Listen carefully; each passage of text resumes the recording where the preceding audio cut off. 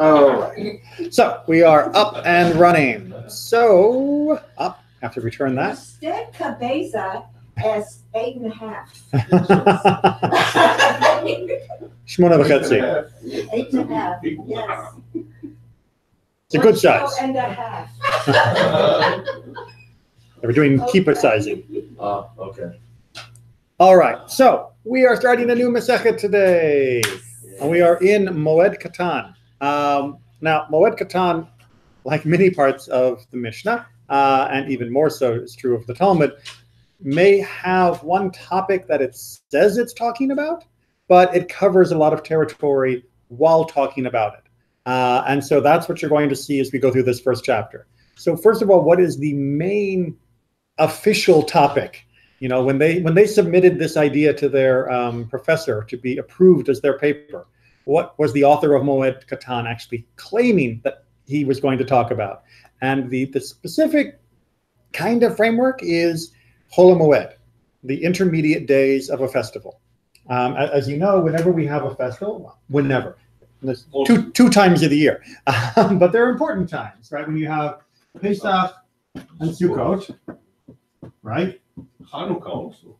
Hanukkah doesn't have Chol Moed, right? Chol Moed is a technical term, right? There are the intermediate days of Hanukkah, but they are not the same category halachically. Because Hanukkah doesn't come from the Tanakh. It was a rabbinic invention. Exactly. Well, yes, but it was a rabbinic invention with biblical sanction. So it's a complicated question. My Hanukkah. Anyway, that's a whole nother section. So you have, for both Pesach and Sukkot, you have the actual Chag, which is, we're going to use just the Tanakh's terms. We're not going to worry about Israel versus diaspora and all of that, but just in the Tanakh, that's day one. Right? You have the first day of the festival is the real Yom Tov Chag festival. That's the day when you had the special service. It's the ancient world, you had special sacrifices. It's when you had your feast. That was the day. And then there was a period of other days. And if we're also dealing with Pesach, then you also have day 7 was a festival. Sukkot doesn't get day 7 as a festival. Like it's Shmini Atzeret and, Shmini Atzeret, what we also call Simchat Torah now. Chol Moed is this. It's the period in between, during the festival, but not the actual official Chag day of the festival. Now, in modern communities, this period often doesn't have a very distinct flavor. Yes, some communities you do wear tefillin, you don't wear tefillin. Some of them you're saying Musaf and there's Torah readings and things. You're not allowed to work. Yeah. So here is the big question: work, right? For Chag, everybody knows lo malacha, right? You do not work on the Chag. It's just like Shabbat. The only exception is for the preparation of food, right? That's a special exception for Yom Tov work. But Chol Moed, we are also supposed to minimize work, but it's not exactly the same category in the sense that it's not like the halakha where we have the 39 different versions of work that we're prohibited from doing on festivals and on Shabbat with cooking exceptions. It's minimize. What does it mean to minimize? Right? It's like if your doctor says you need to cut down on fatty foods. What do you mean cut down? And that's what Moed Katan is talking about. What does it mean to celebrate Chol Moed? What is and what isn't allowed during this time period? Make sense? And in the ancient world, this was a much bigger deal than it is nowadays. Things really were a very different feel for these whole week periods. It was not just, oh yeah, it's also Passover because I'm eating matzah. It was really very much a different flavor of day than you would have had on the day before Passover or the day after the end of Passover. So they're going to be looking at some serious questions of work, and there are going to be a lot of very interesting side questions that we'll answer along the way. In Israel, at least for Pesach, yes, most of companies, in Israel, it's traditional. I don't know if it's still like this, but it's a traditional to have the lunchtime is the main like the dinner in Right. the US. Mhm. So most people eat lunch, and at night they eat something very light. Right.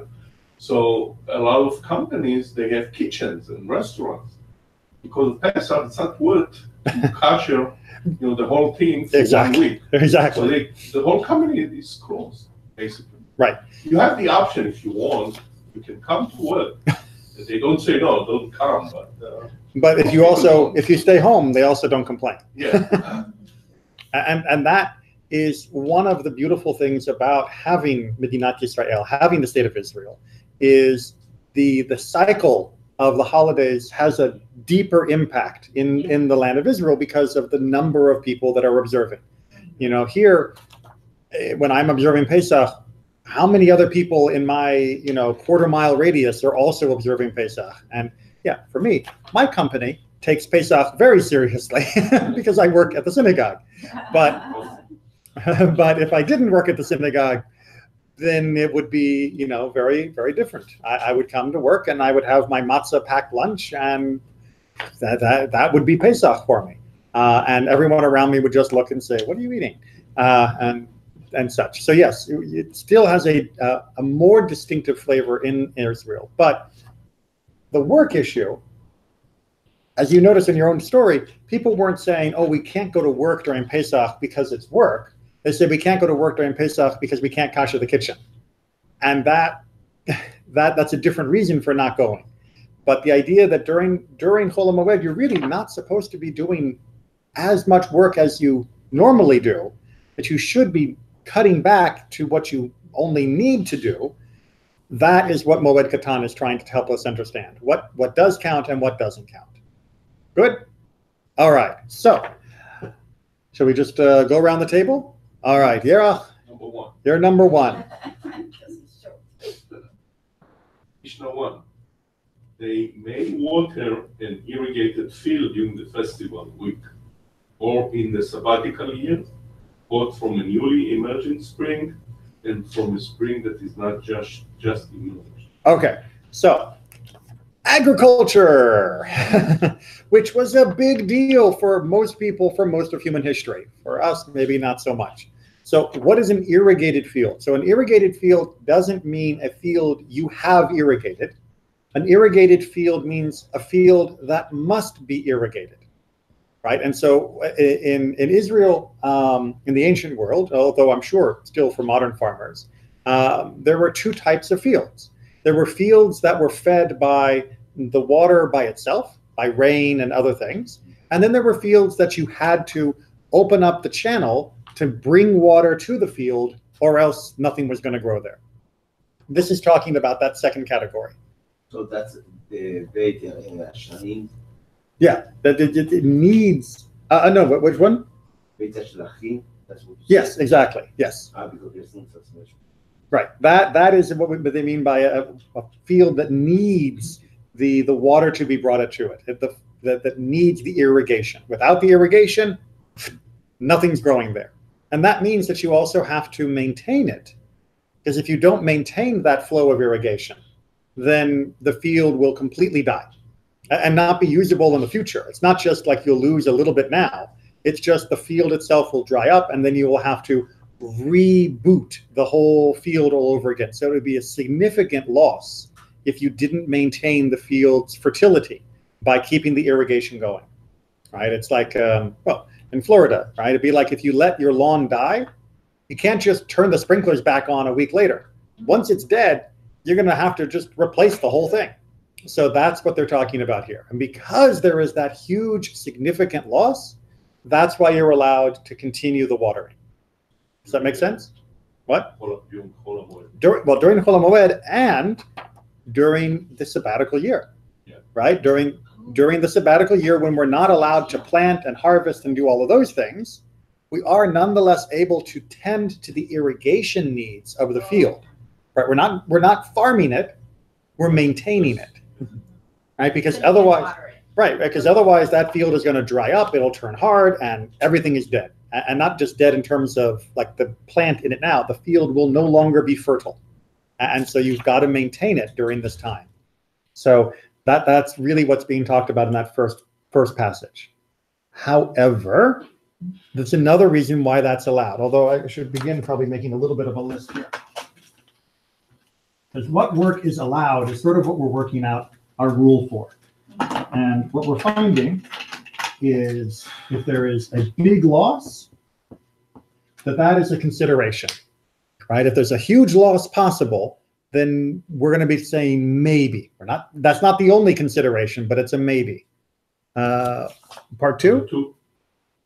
But they may not water the field with water from stored rain and not with swipe and bucket. Right. So swipe and bucket apparently was like a pumping kind of system that was, you would use like the bucket kind of suction thing to bring the water up.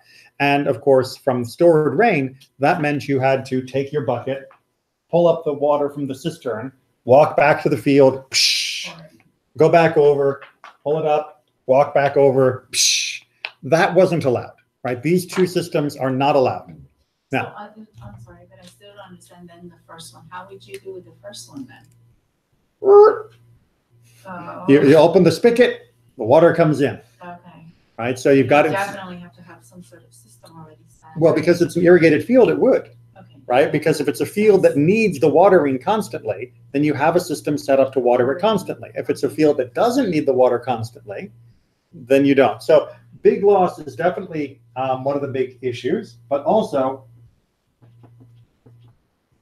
how easy is it, right? If it's very easy, if it's trivial, then if it's trivial and if you didn't do it, it would cause a big loss, then generally speaking, we're looking at probably okay. Again, there are going to be other considerations, but these are sort of to get us started that Chol Moed, minimize work, but not if it's going to destroy your field and not if the work you're asking to do is just, not such a big deal. Make sense? So. Number 3. Yep. Now, what is for you how easy? We're gonna get into some more details of that as we go. And they may not make small ditches around the vines. Right. So that type of ditch digging around the vines was considered to be too much work, and it was considered to be something that didn't need to be done then. Right. Exactly. Do it before the festival, no problem. Or if, again, we're talking about sabbatical years, then you're actually sculpting the new area. You're not just maintaining it, you are preparing it. And that is something we don't do. But raining, why raining is a bit, rainwater is so complicated? Oh, well, so... Because it's not hard work to save rainwater and just open and that's it. Oh, that's fine, yes. But when they talk about the rainwater here, they're not talking about using rainwater. They're talking about carrying the rainwater. Oh, okay. Right? That you're actually like, the old thing with the bucket on the shoulders and you're hauling the big buckets of water. If it's already set up to just flood, then that's not an issue. But again, we're talking about here fields that need the water. That it would be a big loss if you didn't. If it's just a field that normally it gets water from the rain, but it didn't rain so much this week, maybe I'll help it along. Not during Pesach, you're not. Wait. Yeah, just wait for a little more rain. But if it's a field that needs the water constantly or else it goes dead, then yes, you're allowed to maintain it because it would be a big loss and because doing so is not that hard. Okay, chapter 1, Mishnah 2. Okay. Rabbi Eliezer ben Azariah says, they may not make a new water channel, may not during Sorry, that should just be festival not. week. Leave out that second may. Okay. Not during the festival week or in the sabbatical year. Just what you said.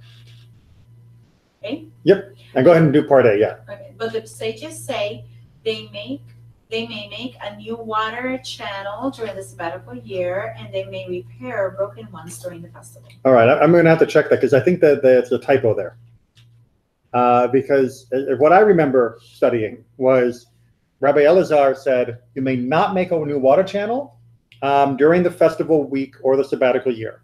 And the sages say, you may not make a new water channel during the sabbatical year, but you may repair broken ones during the festival. But what happens if you see that if you don't do one and water channel, you lose the land? There will be a big loss, and you need to do it because I don't know. Well, so that's repairing. Right, right? So if you, for example, No, you don't have anything. There's so nothing. And then suddenly what are you losing? the land, maybe you buy a new land, Ah. and you didn't know about the situation of land, and suddenly, oops, it's Moed. You need a better real estate agent. If you buy property and you don't know what kind of irrigation you need for this farmland, you have no business being a farmer. I mean, I'm being a little, facetious, but this was their life. If you bought a new piece of land, one of the things you would ask wasn't, how many bathrooms does it have? But the question was, how do you water this? Is this from rainwater? Is there a well? Is there irrigation? What do we do for this piece of land? And so if you have asked those questions, then before it happens, what kind of water this thing needs. And that's why it says repairing is okay, because if it was a land that needed the water, there would already be a ditch, there would already be a system. And if there's a problem, then yes, to prevent the loss of the land, you can just clear out the ditch and no problem. But if you need to put a new one in, not during Chol Moed. So what happens, for example, if you are there and you have a Seder of Pesach, came a friend and say, what are you doing? You will lose all this land if you don't irrigate it. You must. But you again, say, oops, I don't have anything. Well, I need to do it. I didn't think about that. You mean if your friend... You're a bad farmer, that's what. It's a learning curve. You learn from the mistakes. Yeah. So I'm gonna say yes and no. I mean, Yes. nowadays, if God forbid all of civilization collapsed and we all had to go become farmers, I can imagine that happening, because we're all stupid. We don't know farms, right? And one person would get a book and they'd come around and say, oh, you got to irrigate it like this, and be like, oh, okay, thank you. And then we'd have a problem on Chol Moed. They were born farmers. They lived as farmers. They died as farmers. And everybody was constantly talking about farming, of how best to do it and what practices and techniques and all of that. I mean, what was the first almanac that was ever made? The Farmer's Almanac. The information of how best to get food out of the ground has been what most people have talked about for most of human history. So I'm having a hard time imagining it. I'm trying to picture what kind of person buys a piece of land and doesn't know how to water it properly. And his friend shows up and says, hey, your land's going to die. I mean, maybe a new immigrant, maybe someone that came from a different land. And they farmed there too. Maybe no, maybe they were from the port, from the city, from the port. So maybe it was somebody who decided they wanted to go be a farmer in the countryside. So when they set up their farm, they would ask. No, I mean, it is true that you did have, like some of the early Olim in Israel, they didn't know how to be a farmer because they weren't allowed to be a farmer in many parts of Europe. And they had problems in the early years. But most of the people in this time period, the farmers around them would have helped them set up when you get going. Because there's a very narrow window that if you miss when you're supposed to plant, it doesn't matter that your friend tells you at Chol Moed that you should have planted. It's too late because it's already Pesach.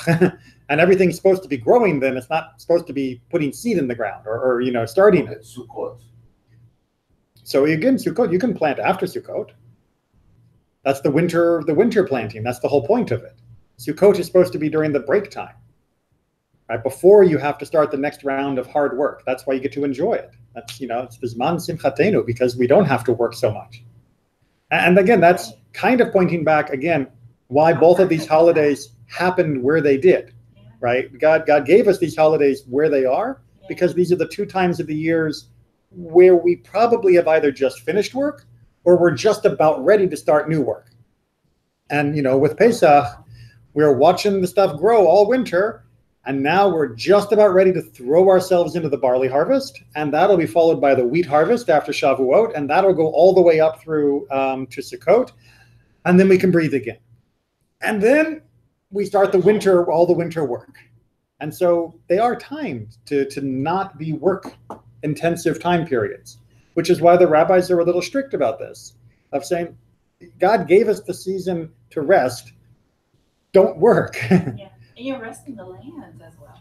So, Yeah. For sabbatical, definitely, but for Chol Moed, that wasn't really the main idea. But for the sabbatical, yes, the land was also meant to rest, but we also didn't want the land to die. All right, so with that in mind, let's take a couple more examples, because the whole first three Mishnayot are about water. and they may repair impaired waterworks in the public domain and clean them up. Right, so even if it's not your pipes, but it's like the city pipes, yes, that we're allowed to work, clean out, maintain them.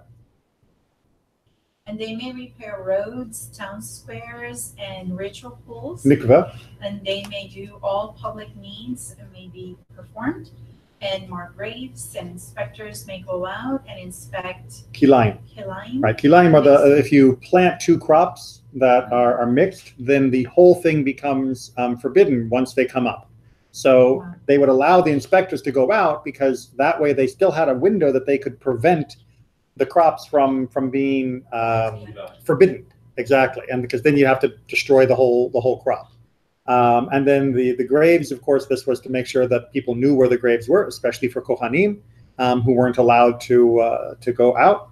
And then the other things, again, are necessities. And if you don't do them, then we've got trouble.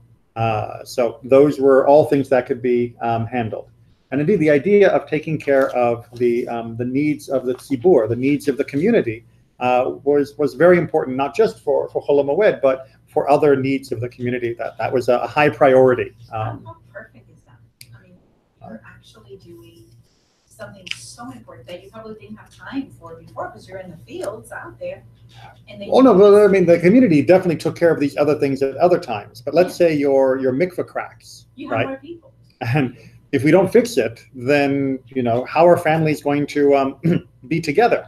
So yeah, you need to fix that now. You don't say, "Don't worry, people. You can be back together with your spouses a week from now." Like, no, right? We need this fixed, and the roads and other things. If you need it done for the whole community, then you need it done. And again, the prohibition on work was not the prohibition like we get on Chag or the prohibition we get on Shabbat. It was minimized, but for this, it was needed. All right, chapter 1, Mishnah 3. Rabbi Yosef ben Yaakov says, one man draw water from tree to tree, provided that he does not water the entire field. All right, so his first position here is that, and you see this sometimes a little bit in Florida, where you have a tree, and they sort of build up around the bottom of the tree. Nowadays they do it with like mulch and all of that, but you could end up with water underneath that tree. And you got another tree over here, and it's dry. And so what he's saying is that if you can take a bucket and go up and dump the water in that tree, right? You're not putting in new pipes. You're not carrying giant, things from the well. You're just moving it from one tree to another tree. That amount of work is still minimal enough, right? But if you've got an orchard, you've got 20 trees. No, watering all of them, going back and forth to the well and watering all of them. No. They're trees. They'll still be there, right? It's not too much work, and they're not really going to it is too much work, and they're not really going to die. But doing a little bit of work, even if it's not like you're really worried the tree will die, but it's so little to just take a bucket from here to there, that's okay. Seeing how we're getting the examples? Okay, so part 2. Seeds that did not rain before the Moed, he may not water them during the Moed. But the sages permitted of cases. Okay, so everybody remembers when they did, life science in high school or middle school or elementary school, where you had to plant a little like seed and then it would grow into a bean sprout or whatever, right? So the seeds that are in the packet, how long are those sitting on the shelf? Forever, right? I mean, when you go to the hardware store and you buy seeds, I mean, you're not getting like fresh seeds that just came from a plant. You're getting seeds that have just been sitting in a store for a long, long time.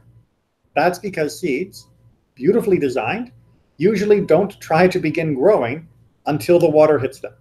So what is he saying here? He's saying if you have seeds that have not had a drink, they haven't had water touch them, right? Then you don't get to water them during Chol Moed. right? Because they're not open, they're not growing, so they're not going to die. The sages, on the other hand, say you can't always know whether it's rained or not rained. It's sometimes unclear. So once you've planted the seeds, even if you're not sure whether they've had a drink or not, you're allowed to water them, because otherwise new seeds, if you don't have water on them, those little tiny things, they'll die. Make sense? Yeah. Right. So again, he was trying to be extra cautious. They said in this case that's not too much. And again, it's a minimal amount of work. All right, chapter 1, Mishnah 4. By the way, we're done with irrigation. They may trap moles and mice in a tree field or white field. A white field, by the way, is the technical term for like a regular grain field kind of thing, or vegetable field. So it's like you have an orchard or you have non-orchard, right? Trees, not trees. So white field is a regular one, Regular field, yeah. not trees. Sorry, go ahead. Or a white field in an unusual way during the festival and in the sabbatical year. Okay, so again, I got to learn something. Sorry, what is Ishud? Ishud? That's probably the word they're using for mole. Mole. It's a type of like a gopher, that digs and eats the plants. Hulda. Oh, that's a weasel, I think. I mean, that at least when I did Talmud, Hulda was a weasel. But it's this thing that goes into the it ground. Digs underground, yeah. Underground. It's the roots and such, right? So a mole in English is the one that's blind, it can't see, right? It's got a little pink nose and big claws, very cute and ugly. They're kind of funny. All right, so yeah, apparently the way you would trap for them is you dig holes. It's kind of funny, but they would fall into the hole, and then you could take them out of the hole and kill them, right? That was the way you would trap these animals. Is you'd make like little pits for them to fall into. Which, yeah, they can dig for themselves too, but apparently they would do this. I don't know whether they would line the holes or how they did it, but that was the way that they trapped them. The main issue for us, whether it worked or not, because I'm not an animal expert, but the main issue for us is digging holes in fields. That's called plowing, right? That is definitely for the sabbatical year or Chol Moed, we don't plow. So what is the first opinion of the Mishnah, the Reisha? He says you can do it, but only in an unusual way. So maybe you normally do it with a shovel. This time you would do it with your hands, right? You have to do it with something that we call in Hebrew, for the technical term, we call it a shinui, right? You have to make a change to make it so that I'm not doing the regular thing, even though it has a result that looks like kind of the regular thing.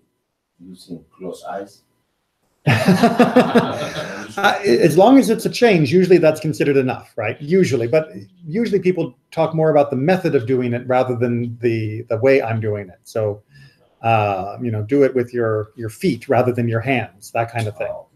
But the sages disagree. But the sages say in the tree field, in the usual way, and in the white field, in an unusual way. Okay, so the idea the sages are saying is that in the tree field that the moles can do more damage, right? That's apparently more dangerous. I don't know. Again, I'm not a farmer, but apparently it is. So the rabbis are saying in that kind of field, you absolutely can do it, even in the usual way, which would be more efficient, because the danger of loss is bigger, right? Even though the work is the kind of work we normally wouldn't allow in that circumstance. But in the regular field, no. In the regular field, it needs to be done in the unusual purpose. Make sense? Yeah. All right, part 2. Number 2. And they may block up a breach in a wall during the festival. And in the sabbatical year, they may build it in the usual way. Okay, so there's a hole in your wall.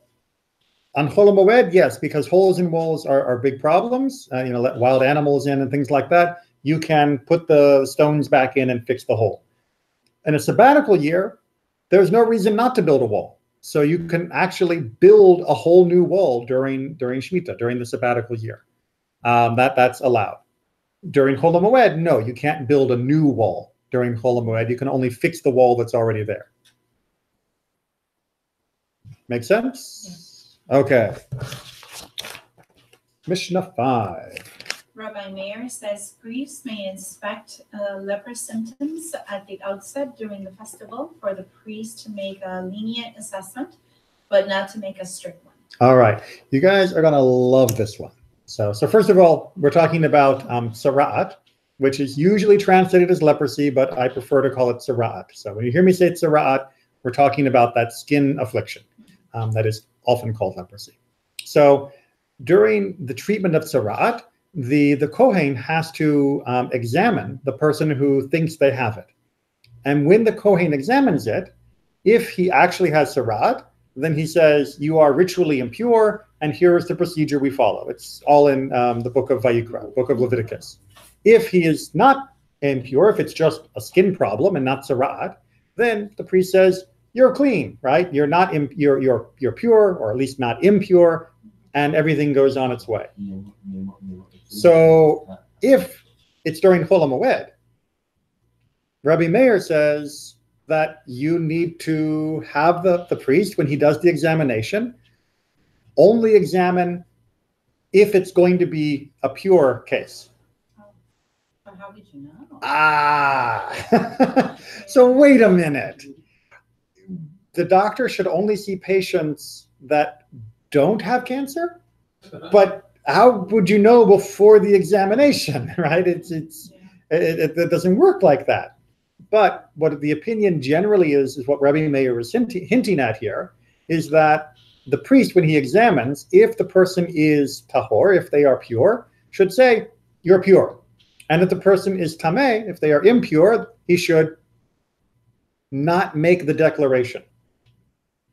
Right? He shouldn't say that you're pure, and he shouldn't say that you're impure. He should just keep his mouth shut. But everyone knows that it's impure. No. If you can't say it's pure, and you don't say anything if it's impure, therefore, if you don't say anything, it's impure. So indirectly, it's doing the proclamation. This is one of the things I love about Torah and the way the Torah looks at these issues, because it is so different than the way we look at things in the modern world. And I love talking about that. So thank you. So there are two ways of looking at the issue. One is I've got tzara'at. I still have tzara'at. And I visit the priest, and he sees it, right? And I was already with tzara'at before he saw me, and I'm still with tzara'at after he has seen me, right? And I was impure, in quotes, before he saw me, and I'm impure after. It's just now everybody knows. The Torah says, that's how cancer works, right? Before I go to the doctor, I already have cancer. After he looks at me, I still have cancer, but now at least I have a treatment plan. That's not the way tzara'at works, says the Torah. In Torah, you start off with a question, but while you have that question, you are neither impure nor pure because of the tzara'at. Only when the priest sees it, then you are impure. But if people didn't know the signs, you can know what the signs of the tzara'at. But then why does the Kohen have to be the one to tell? In order to officialize. But it's not to, so it's not to officialize in the eyes of the Torah, but to actually make the declaration. Before the priest says pure or impure, it's neither. Right? It doesn't exist as an actual legal category. And that's very important, because otherwise, if afterwards I know I'm impure, then everything that I had touched prior to that would retroactively be impure, right? If I actually dealing with the dead body, and I'm handling the dead body, and then I'm doing other stuff around the house and all of that, and then I talk to my friend the priest, and the priest says, wait, you handled the body before you did that? Well, that's impure then. right? The impurity from the body does carry through because that doesn't need to be declared. That's automatic. Once you've handled the body, you are ritually impure until you do the red heifer and all of that. For this, no. Once you are ritually impure, now what you handle can become ritually impure, but what you handled before is not contaminated, which isn't the right word, but Wow. it's so we often in the modern world, we like to imagine that something is or isn't true, and all I can do is observe it, right? But my feelings about it, my understanding of it, my examination of it, that doesn't change anything. The Torah says, no, it's not true until you make it true, right? Until you make that declaration. Which, by the way, a lot of modern physics is beginning to hint that there are some things in the world as well. You know, you look at certain issues in quantum understanding of the world, and there's also the observer effect, that without observing it, it's neither. You can look up Schrodinger's cat as a very famous thought experiment in quantum mechanics, where the cat is both alive and dead at the same time. Because until you check, you don't know. Okay. Could be in coma. What? Or it could be in a coma. Yeah. Like I said, it's a thought experiment. No cats are actually harmed. Okay. So that's Rabbi Meir's position, which is if you think you can say the person is pure, say pure if they actually are pure. And if they're not, you just keep your mouth shut and they're not impure until you re-examine them after the festival. Gotcha. And that way you don't ruin everyone's holiday. Wow, interesting. Yeah, I think I can see the point here. It's not ruining the holiday for everybody else. Exactly right. But the sages disagree. Oh, really? Yep. The sages say neither for a lenient nor for severe assessment. So he wants him to address it immediately. Nope. No? Nope. In fact, the sages are more lenient and say, don't do an examination. Oh, If someone says, hey, Kohen, I think I have tzaraat, you can say, I'll see you after the holiday. Makes sense. Because it's not contagious. No, oh. it's not. This isn't biology, right? This is spirituality. My tzaraat is not going to rub off on you, Yeah. right? So what am I achieving by examining you early? Now, yes, ultimately I'm achieving you reconciling with God and finding whatever the cause was that was making you have this problem. But that doesn't have to be today if doing it today is only going to cause more stress during the festival, which is supposed to be joyous.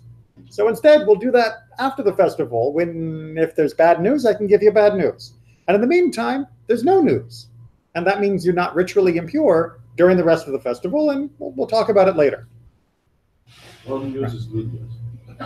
For this, right? Again, if you think you might have heart problems, cancer, diabetes, Yeah. you go to your doctor immediately, right? Because physical things do get worse if you push them off. This matter could be pushed off without causing any major problems. But it's this way of looking at the world that is still very important to capture, because there are a lot of things in life that sometimes you don't have to make a decision today, right? It's you're in the middle of the holiday and you want to talk about, retirement plans. No, don't take out your portfolio and go, oh no, there's no way I'm going to be able to retire when I want to, or no, don't worry about it now. Worry about it next week, right? You're not going to fix it today, right? If you can't fix it today and it's not going to be worse tomorrow than it is today, then why are you worried? Remember our big loss theory, right? If there's no big loss happening, don't do it, right? It's only a week. Just enjoy the festival. All right. Furthermore, Rabbi Meir said, a man may gather his father's and mother's bones, since this is a joy for him. go ahead and read Rabbi Yosef as well. Rabbi Yosef says it is mourning for him. Okay, so again, we got a little backstory. And this is where we get in Moed Katan the first introduction of the mourning process of the ancient world. It's interesting how it starts from, Irrigation. irrigation So Sarat to what you're doing with dad's bones. So in the ancient world, people were often buried in caves, in catacombs. If you've been to Beit She'arim in Israel, best and most beautiful example and place where many of the greats of the Mishnah, for example, Yehuda Hanasi, the guy who actually put the Mishnah down on the record, was buried. You can see that the way it was designed was you'd enter a room like this, and there would be like beds carved in the wall, a niche. And when someone died, you would put the body on the shelf. No, they were more vertical. It depended on the which one, right? Some of them were this way, some of them were dug in, but you would put the body on the shelf, and then you would leave the cave, and the body would rot. It would fall apart. It would decompose. That's what bodies do. And anytime you would use the cave, there would be various bodies in different states of falling apart. Now, this would usually take about a year for a regular human being to completely fall apart, but the bones, of course, wouldn't. So what they would do is you would then collect the bones, which is what our Mishnah is talking about, and you would put that usually in a special place. Often they would put it in a special box called an ossuary, which is a bone box, and then that would be the final grave for the person, and that would still be underground, so it still fulfills halakha. In the same I'm trying to remember where we talked about this in one of the other Mishnayot. Yeah, but I can't remember what Masechet. in the same place, Rabbi? Usually in the same place, in a different part, a different chamber or a different area of the room. Okay. So there are many different rooms. I again recommend go to Google, look up Beit She'arim, and you can see many pictures of what this looked like. Well, archaeologically, it's 2,000 years later, but it will give you a good feel for what it was like. What's our question? Gathering the bones of your mom or dad. Happy time? Sad time? But also you can postpone for a week. If they were there for a year, what's the point of another week? Right, but we're not talking about how hard it is, and we're not talking about whether there's a loss. Here we're talking about the joy of the festival. If gathering the bones of my mother or father and being able to put them finally at rest into their own ossuary is going to fill me with a sense of, I have done this duty for my parents. I have been able to finish the mourning period. We have completed the whole year of mourning, and I can be at peace because they're at peace. Then you're not stepping on the feeling of the festival. On the other hand, if gathering the bones is only going to open up that wound of loss, of pain, of mourning, then you shouldn't be doing that during festivals. And in fact, as we're going to see in part 3, this becomes an issue for modern day as well, because we don't do the bone thing, but part 3 we do still consider. But I don't know. I understand. For me, like, if you continue with the logic, okay, that they apply in the other cases, of course, because it's kind of work, also you try to do as less as possible, and if it's nothing urgently, okay, don't do it. So not only for big loss, but because it's not urgent, you want to do as less as possible. Also, if it's happiness, okay, but just is 1 week, okay, like you were waiting for a year, you can wait 1 more week. Right. It's not the end of the world. And that combination of all of these is why there's a debate, right? And why we're going to get a topic about whether you get married during this time period. Right. So the question of happiness is going to come back in a different way in just a second. But I want to finish off part 3 because it's important to the modern world. So yes, so you are allowed to collect the bones? Well, so because for what I see here, yes, because he has shown. Because what? Here. No, Rabbi Meir, whenever it is a solo Rabbi Meir opinion, loses. Oh, okay. No, actually he isn't. Any opinion which doesn't have a name is Rabbi Meir. So any place that's just what we call the Stama, the anonymous Mishnah, that was Rabbi Yehuda Hanassi, who we just talked about. He would use Rabbi Meir's words for the general teaching of the Mishnah. But if there was an opinion that only Rabbi Meir believed, that one he would say, Rabbi Meir says, and the rule was Rabbi Meir was so smart that when he made rulings that other people didn't understand, we didn't follow him. Because he could make something that was right seem wrong and something wrong seem right, because he was just smarter than everyone else. So we don't follow Rabbi Meir when we actually see his name. So by halakha, we don't correct them. Correct. Which in the modern world isn't an issue. I agree with halakha. Why not? Hey! All right, but part 3, like I said, is a little more relevant. A mention that stir up wailing for his dead nor hold a lamentation for him 30 days before the festival. Okay.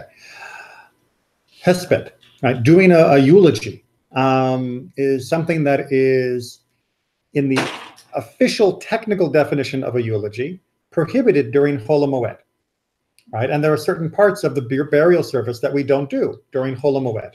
Certain psalms and other passages that we don't do when it's Chol Moed. Like, for example, El Malei Rachamim is officially not done. However, we get into definitional terms. So what counts as a eulogy? Well, officially, a eulogy is meant as a speech that was designed to make other people weep. They were designed to force people to cry. I know nowadays, most Americans don't want to cry and don't want to cry in public. We had speeches that were designed to punch you in the gut that so-and-so was now dead. You know, weep because our world is lost this person, right? You should cry. This is a tragedy. This is terrible. They are lost. Why are you not crying? That was the way that people gave eulogies in the ancient world. And it was meant to be cathartic. And to be perfectly honest, I think it was. Sometimes I flinch when people say, oh, we're not doing eulogies, we're doing a celebration of life. That's nice. When are you going to cry? Right? Because you can celebrate the life, but the fact of the matter is the person's not alive anymore. And if their life was so good, another little bit of time with them would have been even better. So how about we do cry and we also remember the good times, rather than just pretending like it was they went off on vacation somewhere. So most of what happens nowadays when people do eulogies is not actual eulogies. They're not designed to make people weep. It's usually a mixture of biography and reflection of the good values of a person's life. So usually most congregations now, we do allow people to do eulogies during this time. Some who hold by a very strict definition, they won't.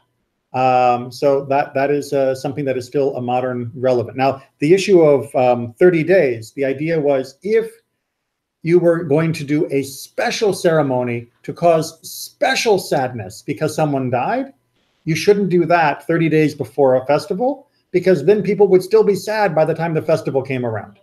So that wasn't what we wanted to do. So again, coming back on making sure we keep the atmosphere of the festival cheery. So sorry, what is the meaning of arose? A what? Arose. A-R-O-U-S-E. Arouse. Arouse. To build up, to cause to come up. What's the phrase? How do they? Why am I not aroused for his death? Okay, yeah, that's not how I would have translated. So it's to arouse the emotions, to bring up the sadness, to provoke grief. Right. Yeah, to provoke crying is really what it's talking about. So, And you may know this is one of the reasons why during a festival we don't have Shiva. Yeah, but we say the Kaddish. Oh, of course you can still say Kaddish because But Kaddish makes you cry. Makes you upset. No, that's not the purpose of Kaddish.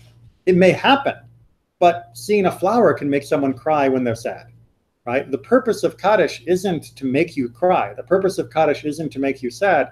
The purpose of Kaddish is to finish a section of the service. Kaddish Yatom.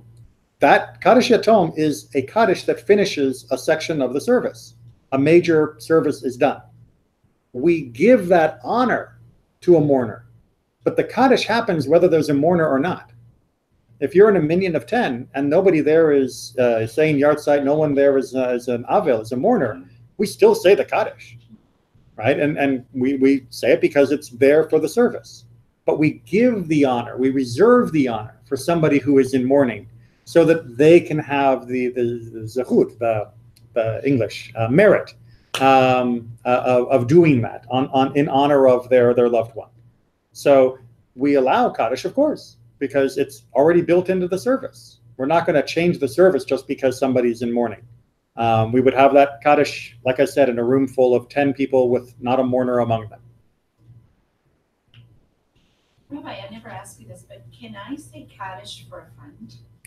Or it has to be family member? So you are obligated to say Kaddish only for the immediate circle, right? Parents, siblings or spouse or children, right? That's the obligation. One can say Kaddish as well for one's teacher. However, Kaddish should not be, it shouldn't be the primary way of paying respects for just everyone that one cares about, right? There are other ways to make, tzedakah in their honor, to remember them during Yizkor, to remember them during other moments. That is a more appropriate. But to keep Kaddish as a specific zechut, as a specific merit that we do for the ones that we're obligated, helps keep the emotional impact of Kaddish very sharp. So, for example, one of the modern discussions and disagreements between different congregations is conservative movement. We still say, if you're the mourner, you say Kaddish. In some other communities, everybody in the congregation says Kaddish all at the same time. The whole congregation rises for the mourner's Kaddish. I personally think that if everybody says the mourner's Kaddish every Shabbat for their entire life, that it loses the catharsis when you need to say Kaddish for your loved one. And it kind of robs it of that significance. But I'm not criticizing. Every community can choose their own path, but for me, that's the reason why I'm not choosing that path. I think that having the Kaddish reserved for the immediate relatives gives it the ability to actually do the job that it's supposed to do. Why not siblings? No, I said siblings. Spouse and siblings. Oh. Yeah. That's my shorter version. It's mother, father, brother, sister, wife, husband, son, daughter. Right, but I just say parents, siblings, spouse, children. No grandparents. No. And what happens if your parents don't do it? You mean, can you say Kaddish on behalf of someone else? So yes, you can. Yes, you can, but it becomes a much longer conversation of what we think is happening when we say Kaddish. And maybe I should do that as a nutshell sometime, because that's a much more complicated conversation of what we believe is occurring when we say Kaddish, and definitely not one that we're going to finish tonight. So I'm reluctant to begin what the point of Kaddish is and why it was designed to be done on those immediate relatives. But we can definitely remind me. I'll do that as a nutshell sometime. It's a long conversation, and one that's wrapped with a lot of misconceptions. Kaddish is not meant to be.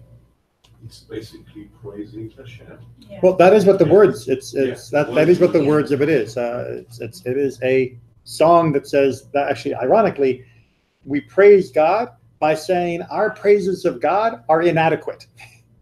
Right? God is so praiseworthy that this praise doesn't do it. It's I think the English phrase, I'm at a loss for words, right? It is so amazing, I'm at a loss for words. That's basically what Kaddish is admitting, that no matter how many words we just prayed, doesn't even begin to cover what we really believe and feel about God. It's all we got, because we've only got words and we're human. What are you going to do? But we shouldn't think that we're done. Right? It's just like tip of the iceberg. Kaddish is so good.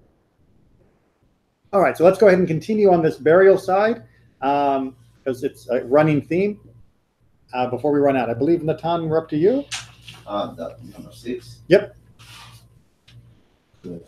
One may notice burial chambers and tombs in the Moed. All right, so this is what we're talking about. Remember before, you can't build those places where you put the bodies, and you can't build the whole cave during the festival. But what if it makes you happy?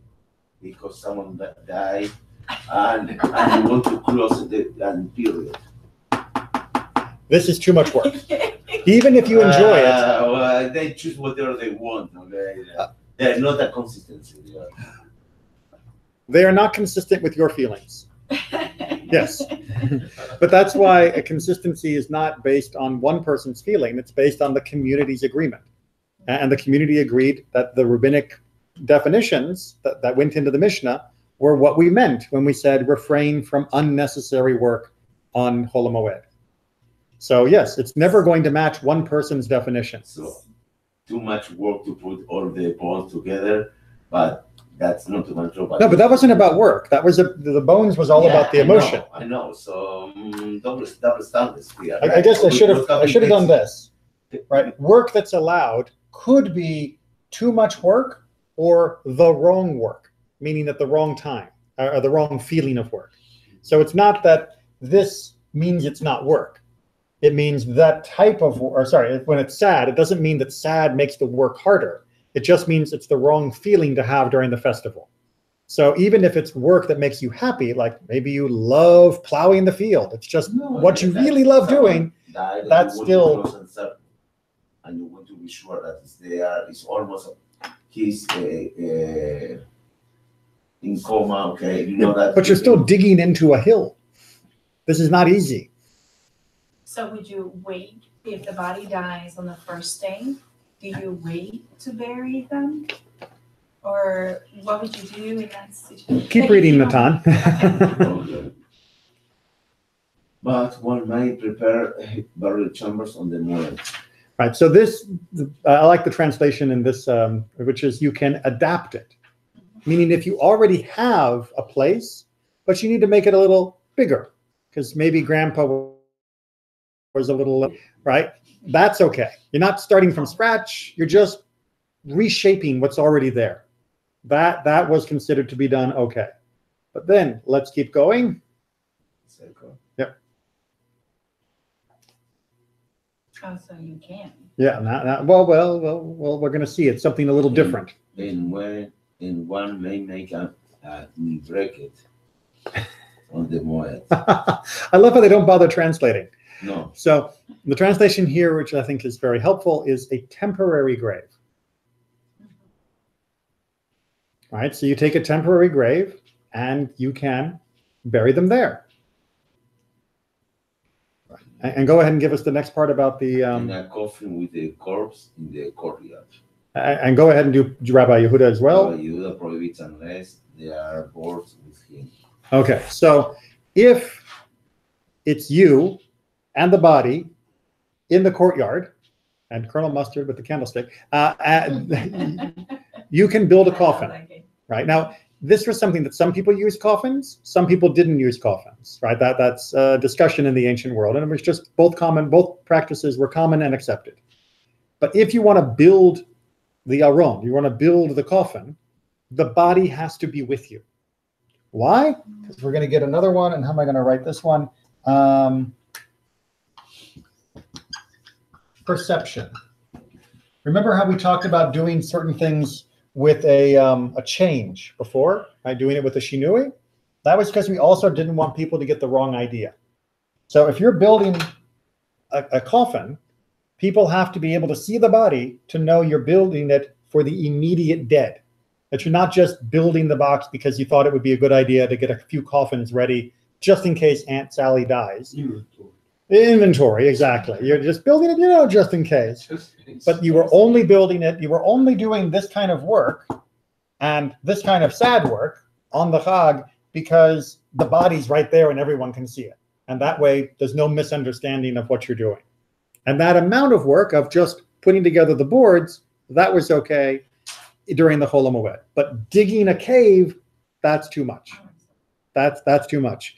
But notice Rabbi Yehuda, he tries to push back, he loses, and says, you even can't do it unless the boards are already there, right? They're already ready and prepared and sawed and good to go. You've already got your Home Depot lumber. That's the only way you can do it. If you have to go get the lumber, then that doesn't work because now, it looks like you're carrying lumber for doing carpentry while you're out collecting the wood. So that was his stipulation. But that's a step too far for the other sages. Yes, Natan, I can see you. Yes. If I follow your logic, okay. The logic of the Mishnah. The logic of the teacher in front of us. Okay. Okay. On those times, everyone knows everyone, small community. People don't need the perception. People know that if your dad died or your uncle, that you need to build to make a coffin. The coffin. Right. So that's part, I don't think that is so relevant to the time. Right. So the issue of Marit Ayin, of the perception of the other people, is always a double-edged sword, because the more people know each other, the less mistakes there should be. But the more people know each other, the more gossip there is. And oftentimes the more misinformation gets spread. Do you know what I saw so-and-so doing? Because maybe I haven't heard that your dad died, right? I saw so-and-so, and he was like building some big cupboard in his yard, the other day. And even if I will find out by the afternoon that your dad had passed away, in the meantime, there's a problem.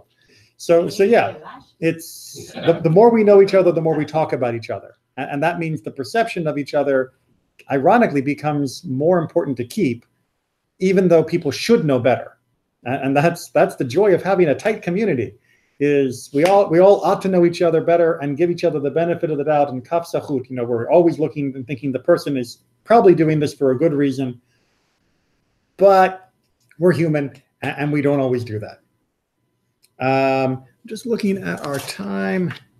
Okay, we're going to do number 7 because it's going to continue the theme and put a nice twist in, and then we're probably going to wrap it up for tonight. So I think you're off. We're back to where we started. One may not marry a woman during festival, whether a virgin or a widow, nor may one perform levirate marriage, because this is a joy for him.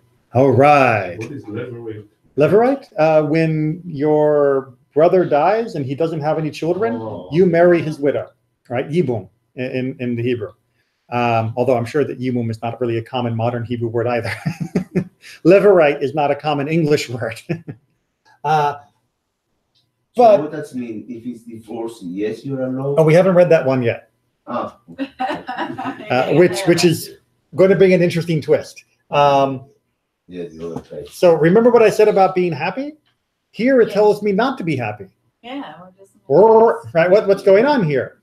Because it has to be festival happy.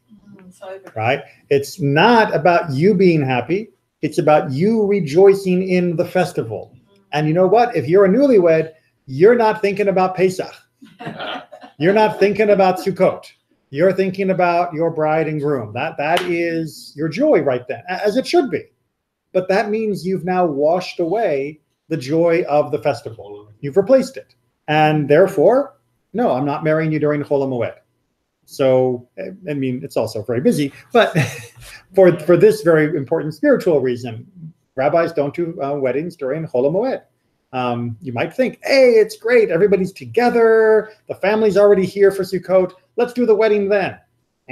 Nope. Let's save the wedding for another time. Okay. However, as Natan was already peeking ahead. A, but one may remarry his divorced wife. However, if you had divorced your wife and now you're remarrying her, that's not so happy. It's not that it's not happy to remarry her.